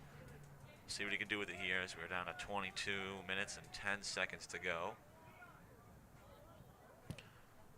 Gomez, backside of the box, right in front of the goal, but it is an easy grab for Mayo, who has had a good game, made a couple of decent saves. Yeah, and just the reason we show that push is because, it's getting very chippy here, and we want to make sure we're not, we're trying to be as equal as possible here, and you see a push like that in case anything else happens. It's one of the reasons there. It's hard to assume or we can talk about what might happen in little pushes or little fouls, but I think we're at this point in this game where the refs don't want to let this game go away, but we'll see what happens. And they're going to stop the clock. The ref's going to talk to Gomez. Some coming in and out. I think what they're doing there is the ref is telling Gomez to stop just kicking the ball out of bounds. Just leave it. I think the best thing that they could do is just leave the ball where it is. If it's rolling out of bounds, don't kick it, don't touch it. Just let it go, because you don't want to yellow like that, just getting something for that, especially when there's 22 minutes left. And wasting time at this point in the game is hard to do. Plus, they have ball boys on either side now, so it's not like you're going to gain that much time anyway. Yep. Here is Quiet, who had that shot that went off the post earlier. Gomez looking for the through ball. There's DeJuma, his second time in the game today. DeJuma looking for that ball. Now gets to Malero. Nice ball movement, but Malero tried to put it forward, and it'll end up just rolling to Mayo at the top of the Falmouth box. Mayo going to put it on the ground. A little bit of pressure there by DeJuma, but he clears it away. LaBelle missed the header. Chessie came through and got it. Gomez now clearing it. That one's headed by Boyd. On the ground, Gomez off the outside of his foot to DeJuma, but a little too much curve on that one, or the wrong type of curve, I should say. Barrett had the space on DeJuma on the far side, but Gomez looking for his teammates up top. That's how they got the second goal earlier. As this one goes off the head of Chessie, and in a race for it is I believe Caden Barnard, and now here's Will Bedard, and a push there by Alex Bezanson. He said play on. To be fair, Coach Carlson was asking what was going on. He said to play on. He played advantage. And I think the ball ended up out of bounds. So, and they're going to It's in the other net. Yeah, that one does not count. A goal kick here.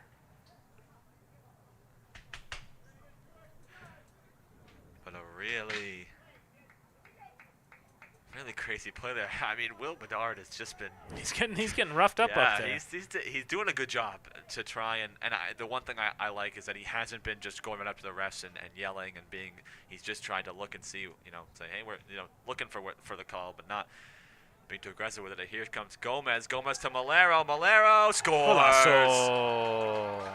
Gomez gets to Malero. Falmouth cut on their heels, and Malero gets his second and his 7th of the season. He now leads the Trojans with 7, and TA adding on to their lead. I mean, Falmouth. That's gotta feel good for the Trojans after all the shenanigans in the last 20 minutes or so. Falmouth just caught on their heels, and Gomez with some speed, and you'll see a goalie change now. Looks like Mayo's coming on.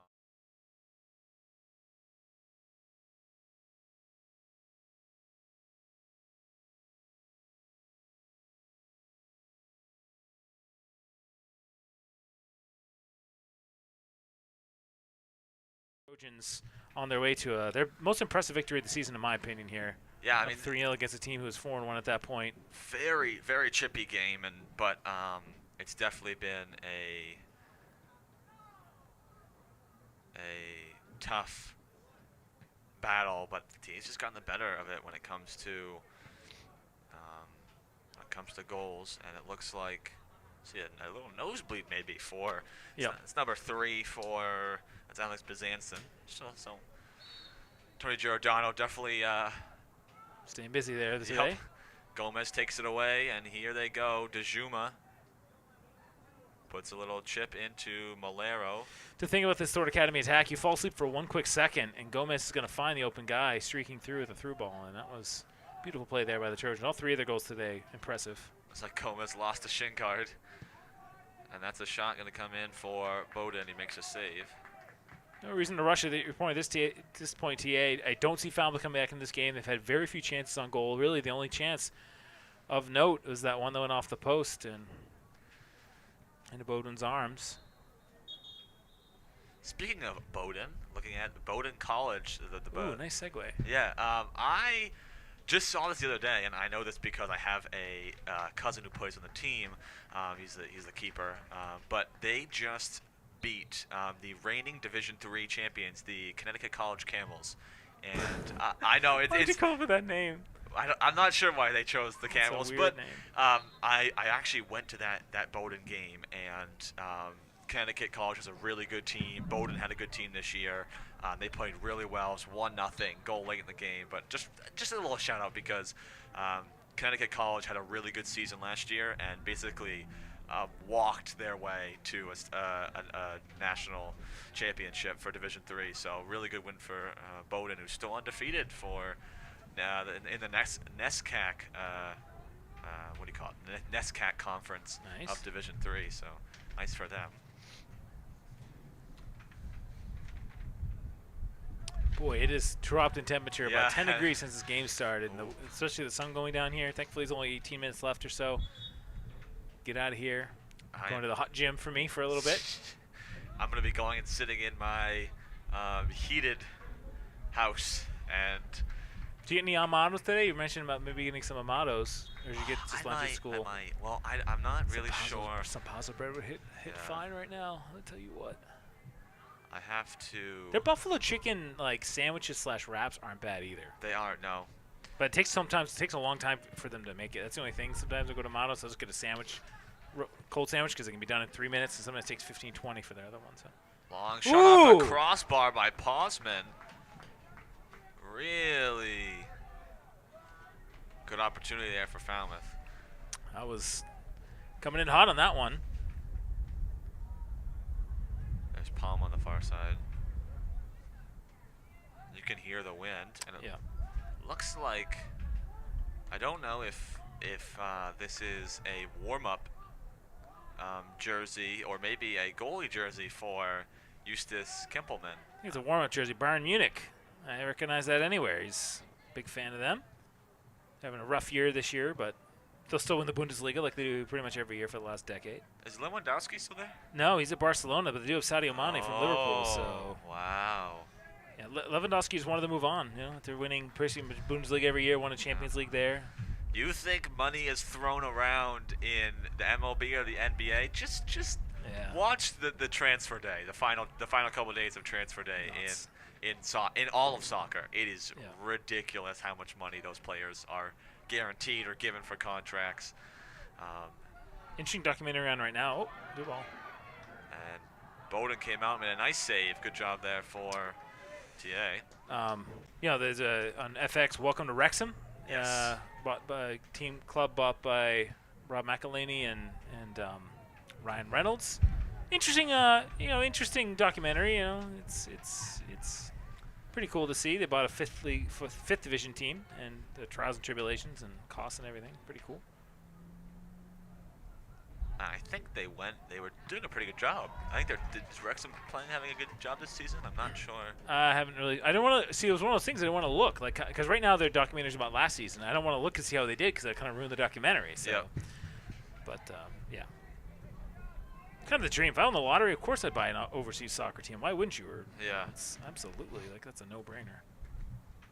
Well, I may not buy an overseas soccer team, but I know where your thoughts are. Well, it depends how much money you make. If you're making.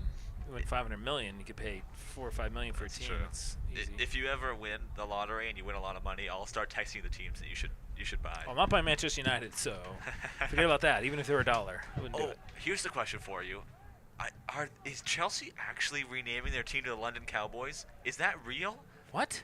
I saw a real. tweet that their owner is thinking about renaming the team the London No. Cowboys, and not because the Dallas Cowboys and the Cowboys can't win a lot of games and Chelsea's having trouble, but I thought it looked like a real report. I tried to look into it and it looked like a real report. Do you know if have you seen anything about that? No, that's not true. Never in a million years would he rename it. He's the guy that owns the Dodgers. He would not be that stupid to rename the team. Okay. Because here's the thing, these guys. I mean, again, as seriously as we take our teams over there, there's a through ball here, chance for Falmouth.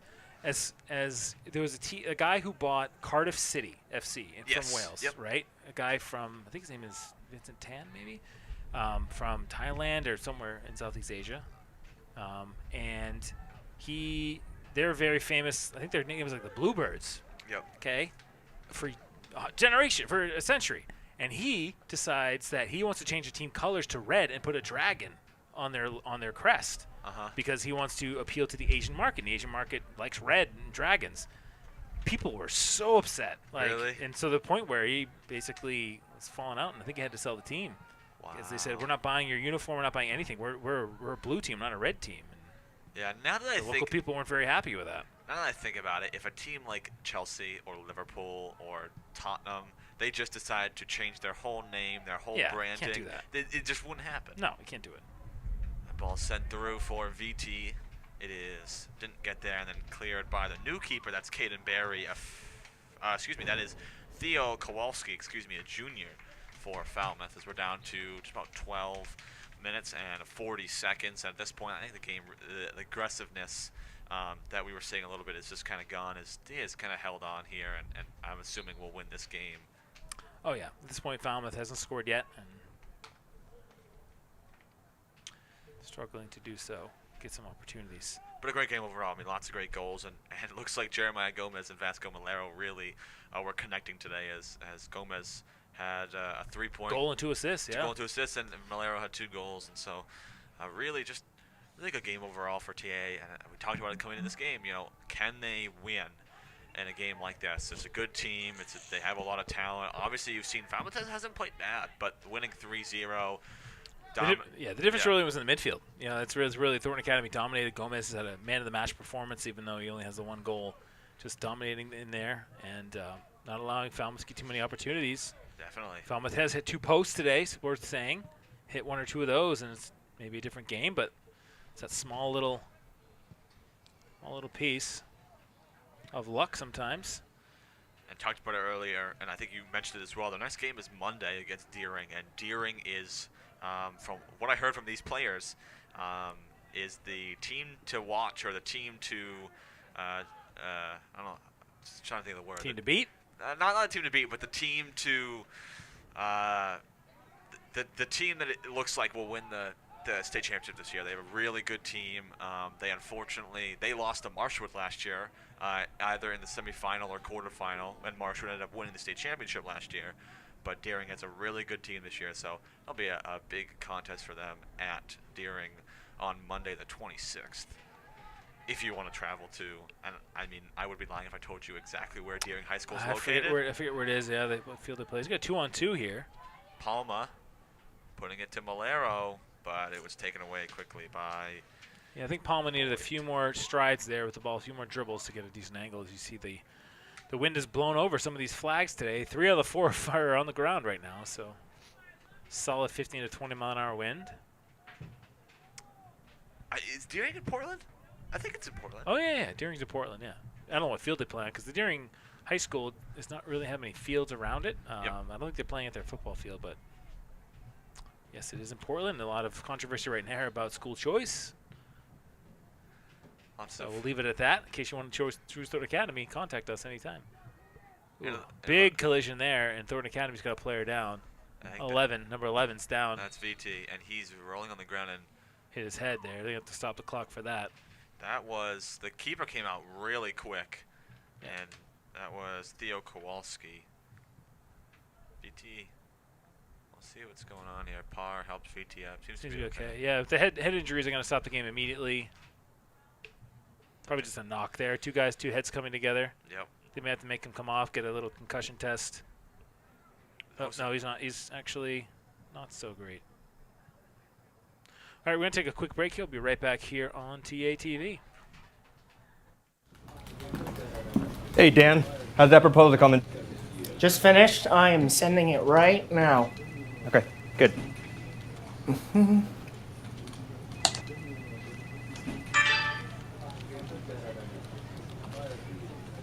Oh, no.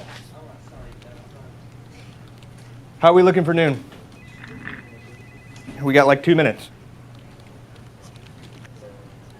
Dan.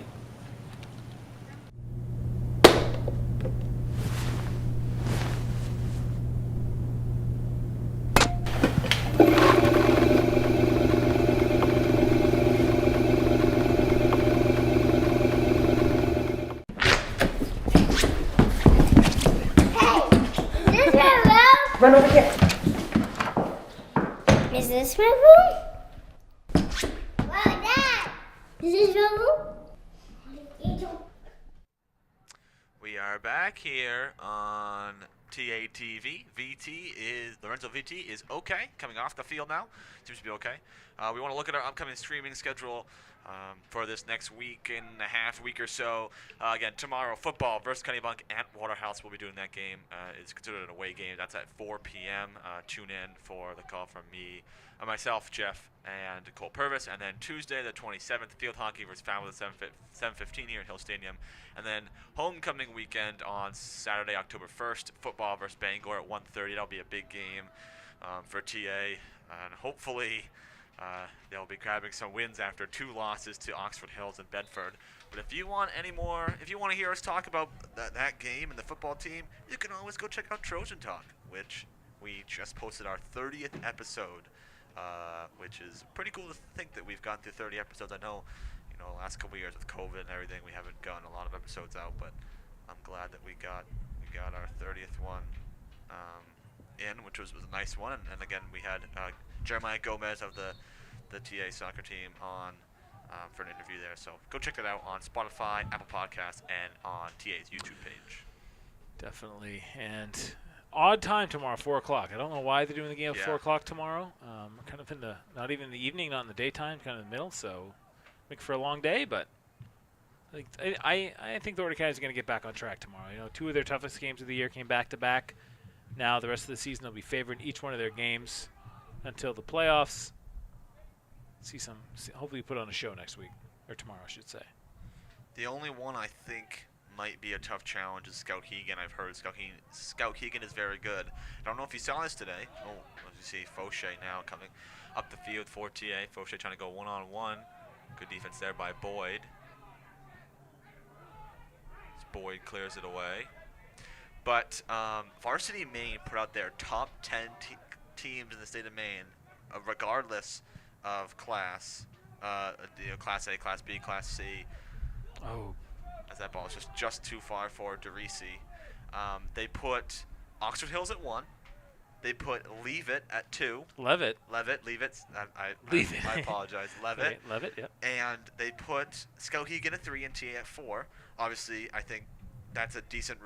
I think that's a very fair rating for TA. 1 and 2 played 2 teams, but two hard teams. I think maybe they should be above them, but it looks like Skowhegan's one of the top teams this year. I think Skowhegan's in Class B. Yeah, B. it'll just be a long trip though. It's like almost probably 2-hour trip by bus. Yep. It's up above Augusta, I believe. So I won't be able to make that game, but hopefully be following along on the Twitter. The Twitter. I was thinking about this the other day. Is that I was we were talking about accents in one of my classes. I'm not really sure. I think it was in my human geography class, but I was thinking about the Maine accent, and I always wish I had I wish I had a thick one, a thick Maine accent. No, you don't. Not for a broadcaster. you tell me that when you try to look for jobs at the next level. You're right. Maybe for a little bit of fun. So yeah, there's gonna be a yellow card here, and he was upset. 13 for TA. Upset before because there's some pushing and shoving, and that's not surprising at all. Just lost his school there. Deserved yellow card, and he'll sit the rest of the game pretty much. Just can't do that. I mean, that's one of those things you didn't even hide his intent. And it's a little too aggressive. You can't do that. Parr's not happy, and the Falmouth coach is not happy either. As Fauché will take a seat. Fauché felt he was pushed in the last play, and maybe he was, but it's no excuse for being a little too over-aggressive there. And good to the officials to try to knock that out. 7:30 to go. It's 3-0 game. This game is pretty much over, in terms of the chances for someone to win here. So there's no reason to get guys hurt and create some more bad blood. Because it's very possible these two teams meet in the playoffs. You don't want to get anybody suspended or anything. But back to your point, I think you're right. As a broadcaster, thick man accent probably wouldn't be the best for me. But I think it would be just cool to just talk like Twitter. You probably do have a few words that you say, like when you go to college somewhere, especially outside New England, you'll say some things that will get people to be like, what does that mean? Like some of our words more than our accent. So this part of Maine, you don't find too many people with Maine accents. It's really more down east, but a good ball there. Just ran out of space.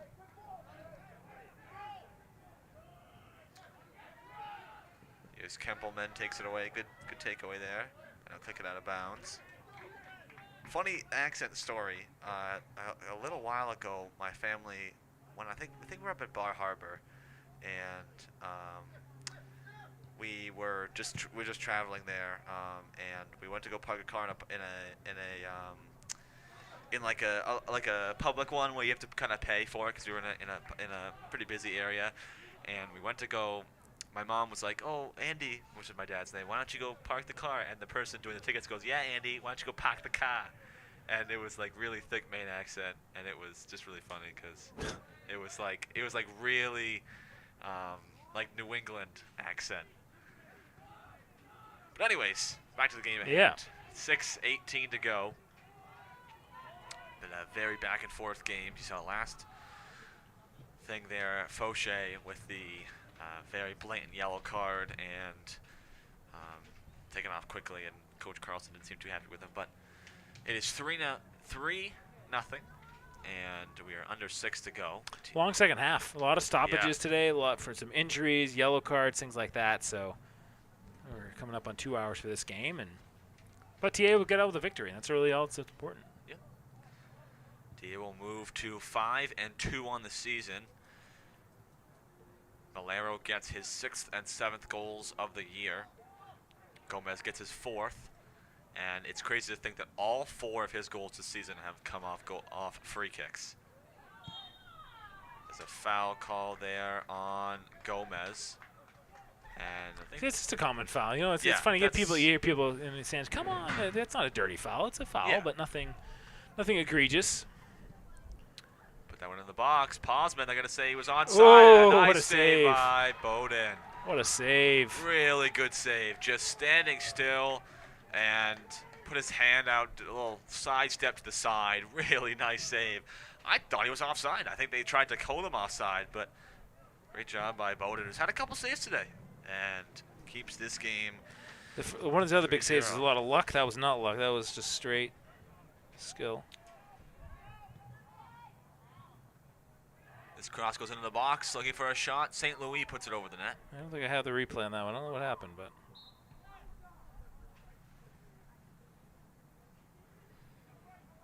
Nope, no replay on that one.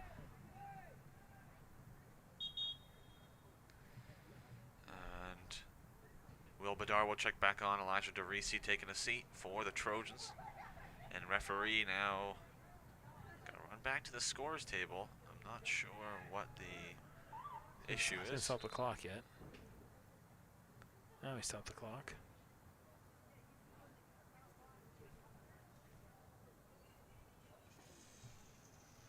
.409 to go. You're right, a lot of stoppages. It feels like it's been a long time. But again, really good game for I think TA. maybe the clock wasn't stopped or didn't started properly. So it looks like he's redoing the clock maybe. Hopefully to make it less. As much as I want to stay freezing up here. Yeah, it is. I think the next game you're going to see me in snow pants. Oh, the added 30-second sack. What is going on down there? Come on, Mr. Menderos. I don't know who's doing it down there. I don't know if it's Menderos or... I'm going to be in a winter hat and a winter coat and snow pants. Yeah, it says like it's a real feel of 45 degrees right now, which is about 8 Celsius if you're from somewhere else. That's cold.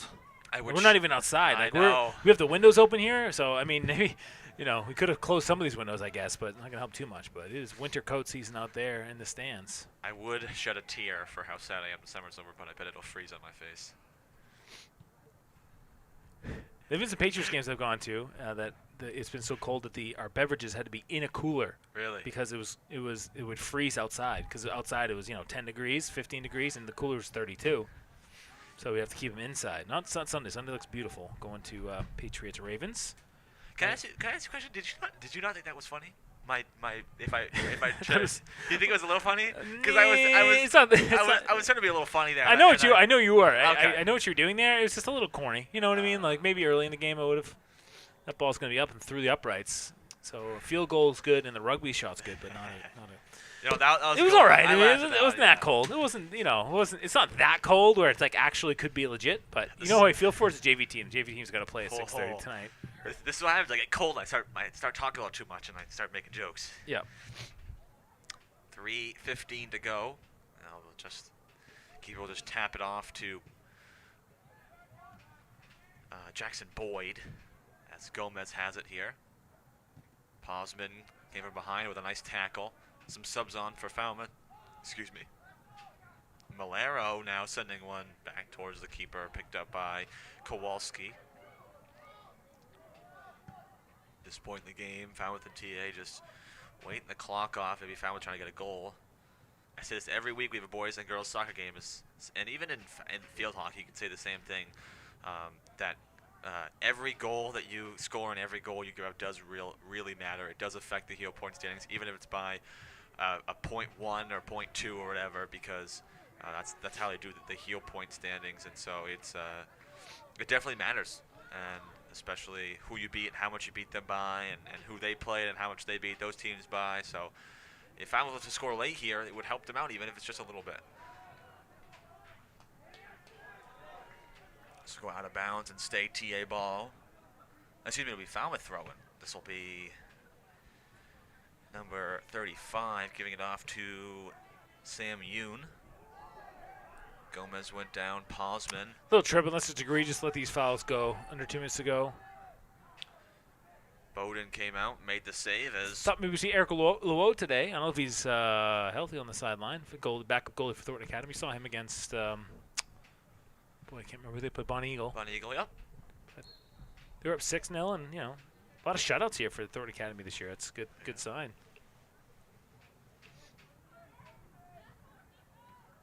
Yeah, it seems to be a very common theme in both girls and boys soccer, and